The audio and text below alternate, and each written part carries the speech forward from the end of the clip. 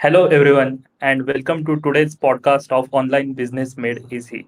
Today, we have an awesome guest in Heather Emerson-Smith. Heather has been writing for over 10 years. She writes business copy for website, funnels, emails, and social media.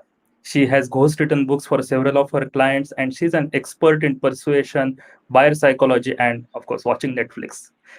A warm welcome to Heather, the copywriter. Heather, we are so glad that you have joined our podcast, and my community is going to get so much of value from you.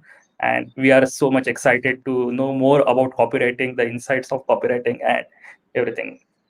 I'm so excited to be here. Thank you so much for having me.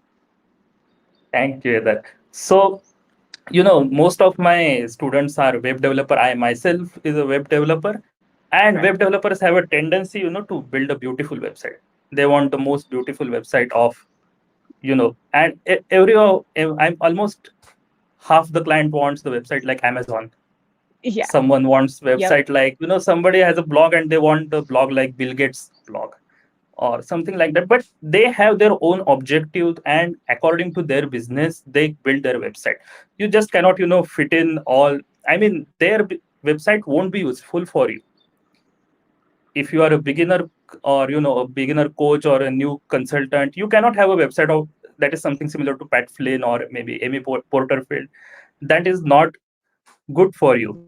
So what Right. I wanted to ask you is, how much weightage should you give to copy versus how much website you should give to how the looks of the website are? Because I have seen some website, those are looking ugly, but they convert really well. So what's your opinion on it? Yeah. Yeah. Absolutely. So I do want to start out by saying that, visually, it's still very important to have a good looking website, but also to break up your text. So when you're writing, you can't have big, long paragraphs that will immediately turn customers off. They'll immediately click Correct. away. There's too many other great websites right now. So whenever you're writing, your content still needs to be what do we call scannable. So people need to be able to Correct. read a headline, quickly understand what you're trying to say.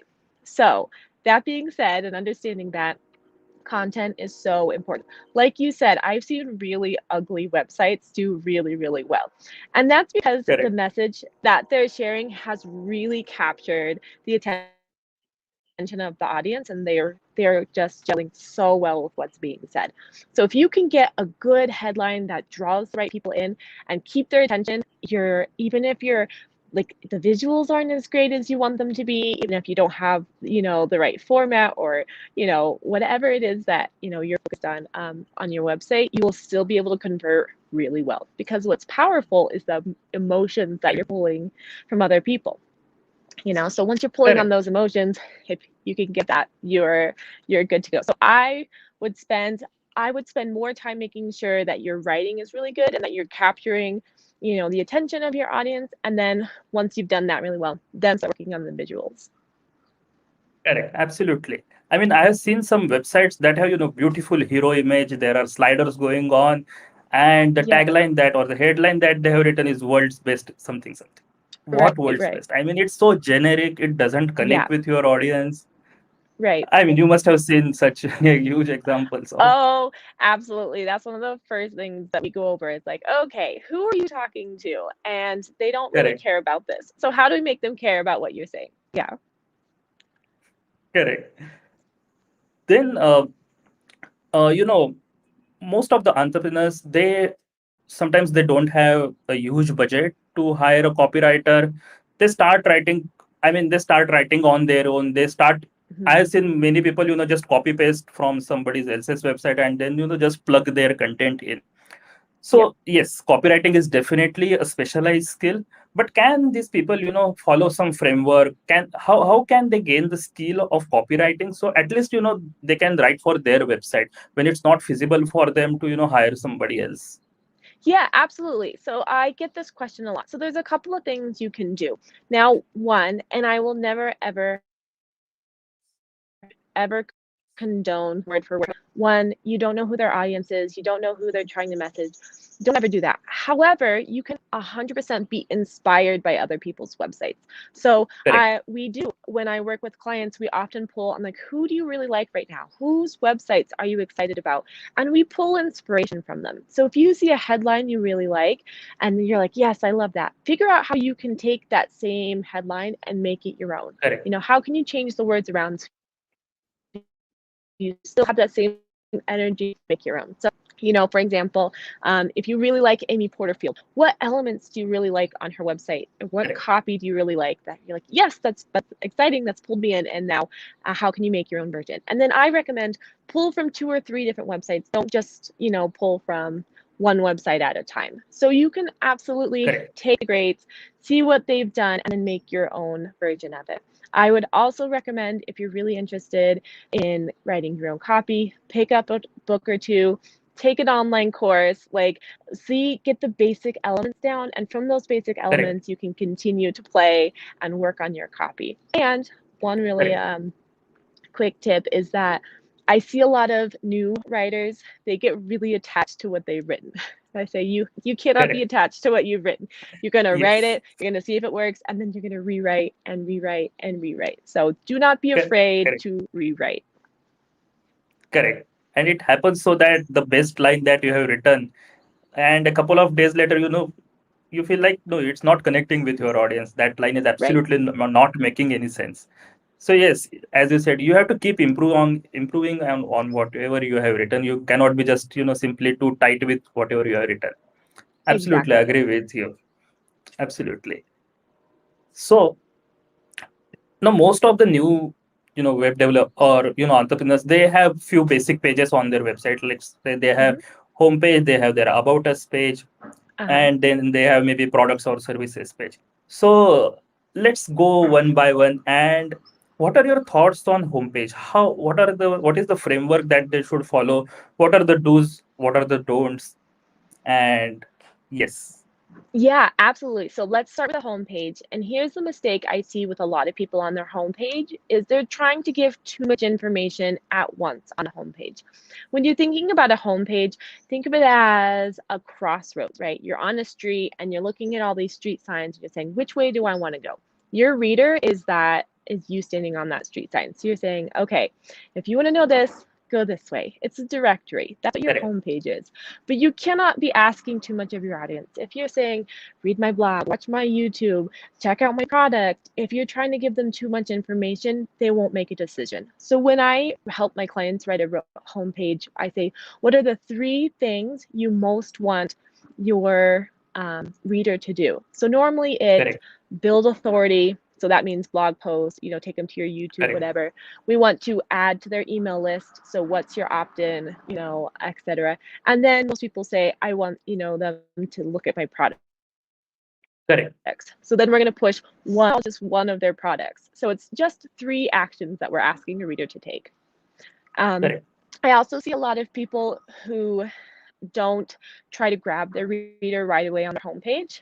They make it about themselves way too quickly. So your homepage Exactly. has nothing to do with you. Nothing to do with you. And I Absolutely know that agree. seems Absolutely agree. counterintuitive because you're like, but it's my homepage. But the reality is, your homepage is about making sure that your readers get to where you want them to go. So make sure your Correct. homepage is focused on them. How can you best help them? Correct. And most of the homepages are narcissistic to the core. I mean, Yeah, they're absolutely. Absolutely. If I can teach anyone anything about business writing, the number one thing would be this is not about you. It has nothing to do with you. Yeah.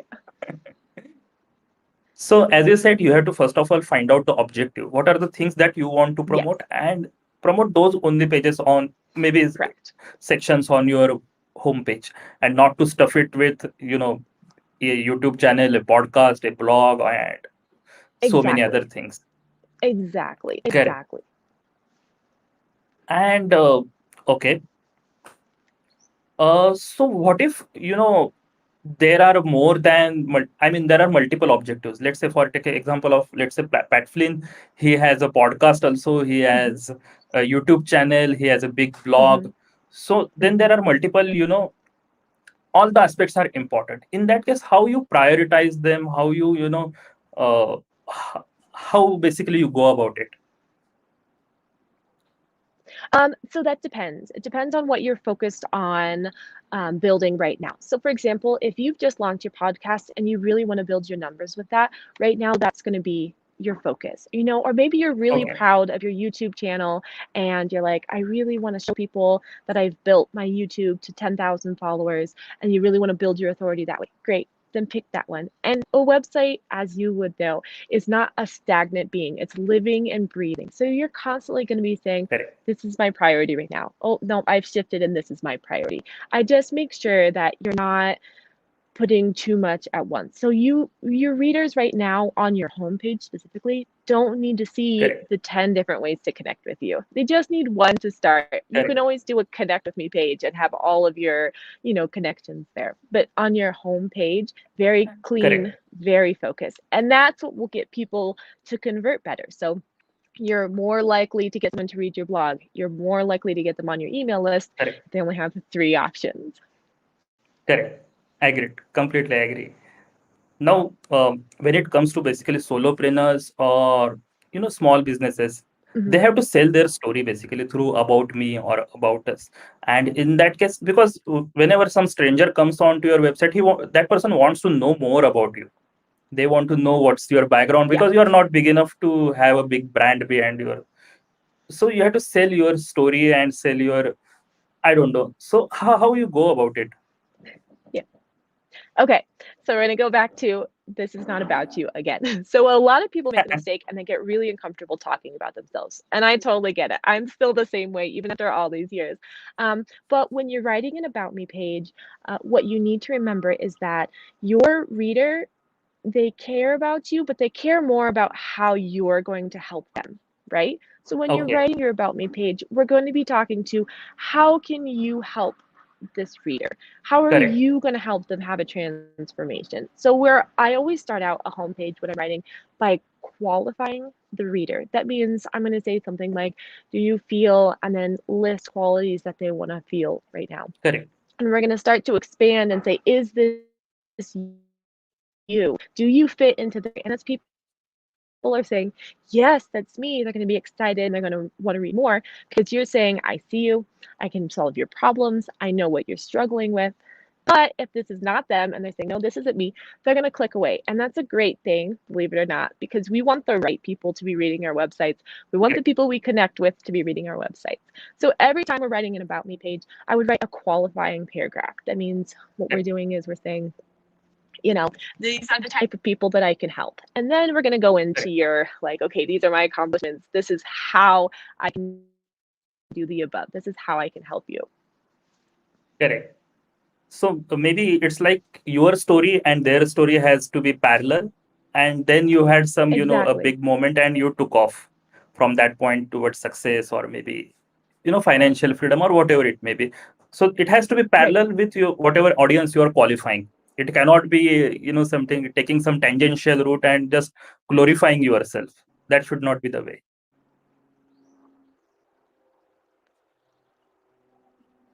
I am so sorry. Can you repeat that?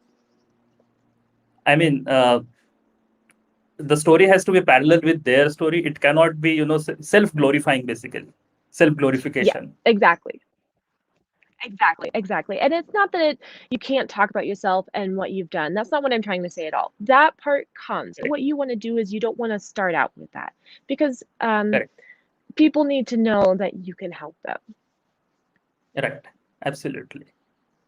So always keep in mind that we have to help them, and we are not just talking about. I mean, take any page. That's the mantra that you are giving. You have to talk. I mean, you have to speak how you can help them, rather than talking about ourselves only.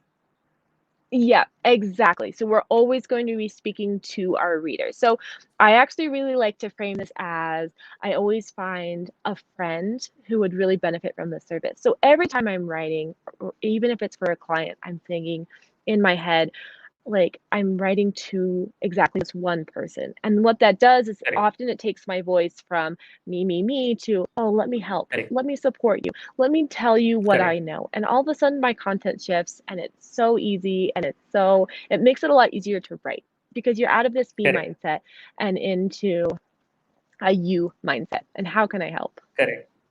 Yes. I think that's a great tip. Now, if you come back to services page, now services products. Now there may be a lot of services products that entrepreneur might want to Mm-hmm. promote, but and it gets really messy here because let's say it's a digital marketing agency where they have 7 8 different services. So what are your suggestions regarding how you should prioritize your services? How should you write about them? Absolutely. So this is what I recommend for your services page. Again, we're going to have a summary on the top of your services page that qualifies a reader.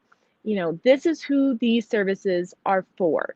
We want to make sure we have the right people on our page. And then when you have multiple services, what I recommend is having each of them with an image listed out like in a list, and you want to have us like a paragraph summary next to each one. You don't want your full explanation. That's way too much information. You would like to, here's a basic summary of what, about a paragraph of what the service is and how it can help you. And then you're going to click more if this sounds like something you want to explore. And what this does is people are so used to seeing products listed out like Amazon. Correct. We're used to seeing a lot of information and a lot of products. And so what this is going to do is it's almost like your services are products, right?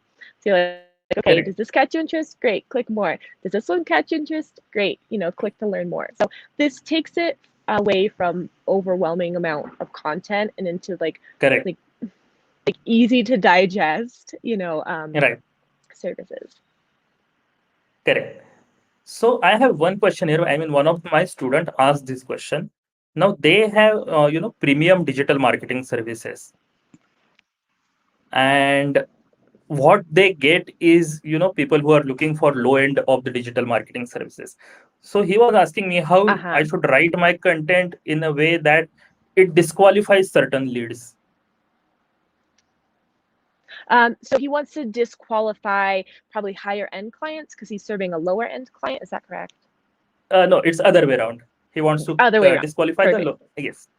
Right. So what you're going to do is you're going to shift your languaging from with clients who are just starting out. A lot of them are looking for do it yourself. How can I save money? How can I piece things together? Whereas higher end clients are looking for convenience. When you're running a Correct. business and you're making a lot of money, you don't have time. So I would speak to what the high-end client cares about most, which is how to save time and make sure it's done for you. So I would use language like Correct. this package is done for you. We speak once, we only check in once a week. I will manage all of this. I will take this burden off of you. So we're speaking to what these high-end clients care about the most, which is Correct. results, but then done for you. So you're going to shift your languaging Okay. to out of, we're going to piece this together, and into, no, this is exclusive, this is high end, this is all done for you. Correct. Correct. I think that's a great tip because a lot of people, particularly in, those who are in high-end services, they receive a lot of time, low quality leads, and Yeah. it's cumbersome for them to, just, disqualify them on the phone. Yep. It's a wastage of time. So I Right. think your tip will work for them. And as we said, that copywriting is a specialized skill. So at what point you will suggest an entrepreneur or small business person should go for, or should hire somebody to write the content for them? Yeah, absolutely. So this is something that you really need to stop and think about in your own business. One, the first question you need to ask is how much time do I have? Do I have the time it takes to slowly test headlines and see if this one works versus this one works? Do I have the time to go research websites and see what's done? And honestly, when you're first learning writing, it takes a very long time. It can take several days, sometimes even weeks to Correct. say, what am I trying to say? Is this the right thing? So do you have that kind of time and that kind of patience to work through, the copy. If you have that, Correct. great, go for it. Spend the time, get to know your audience. But if you need things quickly, if you want to not guarantee, but almost guarantee that this is going to work, that's when you start to hire a copywriter. If you're at a weird in between where you're like, okay, I can't hire a full copywriter, but I still need some support, you can always hire a copywriter to audit your work. And what that means is you will Correct. write everything, then a copywriter, a professional can come in and say, great, change this, fix this, and we'll kind of walk you through what's working and what Correct. isn't working. That's what I recommend. That's what I like for the in between. If they're like, well, I can't hire you full time, Correct. I'm like, great, let me audit your work and you can see, like, and it's like hand holding, it's like a teacher. I'm like, let me show you. Correct. Something on the lines of, newspaper editor who will Exactly. read journalists, newcomers article first, and then yeah, I think that's a really great tip, because most of the people who are stuck in between don't know whether to go for the copywriter Right. or write themselves. Right. No, exactly. And if you have a really big like a product that's doing well, I think what a lot of people make a mistake of is they want to bring in a copywriter when they have a new product. What I recommend Correct. is if you can't quite afford a copywriter just yet, wait till you have an established product that's doing well, that's proven Right. it can sell. And once you do that, hire a copywriter to take it to the next level. And then all of a Correct. sudden you'll be able to hire a copywriter for the products that are new that you need to test still and see if they work out well. So if you have a product, you're like, okay, this is doing well. How can I make it better? Well, I can help you make it better and take it to the next level. Correct. Correct. And okay. So, what are the things you should remember while hiring a copywriter? Okay, yeah, absolutely. So take a look at obviously what they've written, see if it Correct. gels with you, and see if they have them. Not all the copywriters do. I will tell you one thing about copywriters. We are we are great at helping other people. We're not always great at helping ourselves. It's like the website developer who never has a website because you're so busy helping your clients. But if they have content, watch their videos, see if you vibe with them, and see if their voice seems similar to your own. Um, so I always like to tell clients, like, I tend to have a bubbly, happy, optimistic voice. Can I write in other ways? Yes, but it's going to be harder for me to match your Correct. voice if that's yours. So listen to their voice, listen to how they speak. When you're on the phone with them, just listen to how they're talking to you. Do they talk a little slower? Are they a little more calm? Their copy's going to honestly reflect that. Are they a little bit more upbeat, a little more excitable? Their copy's going to reflect that. So listen to their voice and say, does this sound like me? Am I more upbeat? That's one thing. The next is ask them to write you 5 headlines. And a good copywriter will write you 5 headlines that will really be like, oh, wow, I like that, and will grab your attention. So make sure that they're able to quickly, they know what they're doing as far as grabbing attention and pulling in a reader. Because honestly, 90% of my work is writing a good headline to catch that reader initially. So whether I'm writing a social media post, whether I'm writing a sales page, a Facebook ad, if I cannot grab my reader's attention in those first like 4 seconds, the rest of the work that I've done kind of doesn't matter. So Right. make sure that a good copywriter can grab attention. And then I don't know, I would read reviews. I would see, what else, what like proof they have of what they've done. If they don't have any proof, you can say, can you write me a quick paragraph and see again, does it grab you? Does it do what you're asking me? You know, do what Correct. they're, you know what I mean? Like, am I Yeah. grabbing attention? Yeah. Correct. Correct. Because one of the experience that I hired one Uh, copywriter, and he was a very good copywriter, but somehow he was not a business copywriter. He was yeah. kind of going towards literature and using heavy English words. For that, you have to go with thesaurus, or you have to run Yeah. for your dictionary. That kind of I mean, his English was superior, but Uh-huh. he was not something fit for the business copywriting. Right. So you had an academic copywriter. That does actually happen a lot, now that you mention it. Yeah, so when you're looking for a copywriter, find a conversational copywriter. And so what that means is they're really good at imitating conversation, like we're having Correct. now. So it's a lot of people when they write, I don't know what it is, they switch to this academic voice, this business voice. They think they Correct. need to sound like so pompous. I'm like, no, no, no, the opposite. You want to sound friendly, you want to sound relatable, Correct. you want to sound like we're having a conversation. I actually have a really great tip for that. If you've decided to write your own copy and you're struggling, instead of typing on the keyboard, while you're typing, a lot of times we are automatically editing and we're like, oh, does this sound good? And we're thinking too much. Instead, get a talk to text service and talk through what you want to say. Right. So if you're writing a blog post, have your points out and then start talking and then edit it afterwards. And all Correct. of a sudden, your copy is like, again, it's so much more relatable because you're talking Exactly. to someone instead of typing it all out. So if you're like struggling and you're like, I can't figure out how to write, I can't figure out what to say, you can always talk to text and then I love it. It Correct. also saves my hands. I'm like, oh, my wrist hurt. Yeah.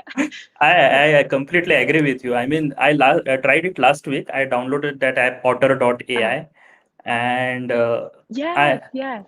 Yeah. it's such a great app. And I wanted to write a Yeah. 1,000 word article, and Uh-huh. I knew I had to spend 3 hours. But somehow with text to speech, it was done in 10-15 minutes max. E- I just had to exactly. change out, Yep. correct, Exactly. And change few again, words here and there. right. It's like it takes us out of our own heads. I don't know what it is about a Correct. keyboard where like we just think too much. So for any for anyone struggling, yeah, use I love otter.ai. I love it, love it. And there is a drastic difference between what you write. Sometimes what you write becomes Yep, mechanical for someone, especially like me, who is not a copywriter. But yep. when I am speaking, it becomes very natural. Yeah, exactly, exactly. And what people are missing right now, especially in the online world, is that connection. And so, Correct. even though we're a business, we want to really, really connect with people. So, we're watching big brands right now try to humanize their brand. So, as a small business, Correct. we have this great advantage already of we're already a person, we're already human. We just need to show that side of us. We just need to Correct. sound like us. And the more we sound like us, the more people will be excited to work with you, right? It seems so counterintuitive because when I first started, I was like, I have to be professional. I need to wear glasses. And I was like, no, I don't. I just need to be me, and by being me, I'm able to reach out and connect really well with other people. Correct. Correct. I think that's true. So I think we are towards the end of the podcast. We have discussed a lot of topics, and you have given a lot of value Yeah. to my community. Any last minute tip? Anything that I may have missed? Yeah, last minute tip. So we've talked about being human in your brand, and I think a lot of being human in your brand is being true to yourself. I think a lot of people are afraid to be sassy or funny or a little dry. I think they're so afraid of not being enough when they're in their business. They're like, "Oh, my clients aren't going to like that." So if you're funny, find ways to bring humor into what Correct. you write, If you're very serious, great, be very serious, and the right people will be really, really attracted to that. So don't try to be quote unquote professional. That doesn't mean you get sloppy, but still be you. Really bring your voice to what you're writing, and just your audience will love it. That's tip number Correct. one. Tip number two is study headlines. Study how to grab attention because, like I was saying earlier, that's 90% of my job is to grab attention. So, right now, go look up best headlines. Go look up. If you have a Facebook like ad that really excites you, take a screenshot and save it for later. Start learning what it is that grabs an audience's attention. I think great tips that you have given. I'm sure that my community got a lot of help from you. Even I got to learn a lot of things from you, and I'm glad that you have joined with us.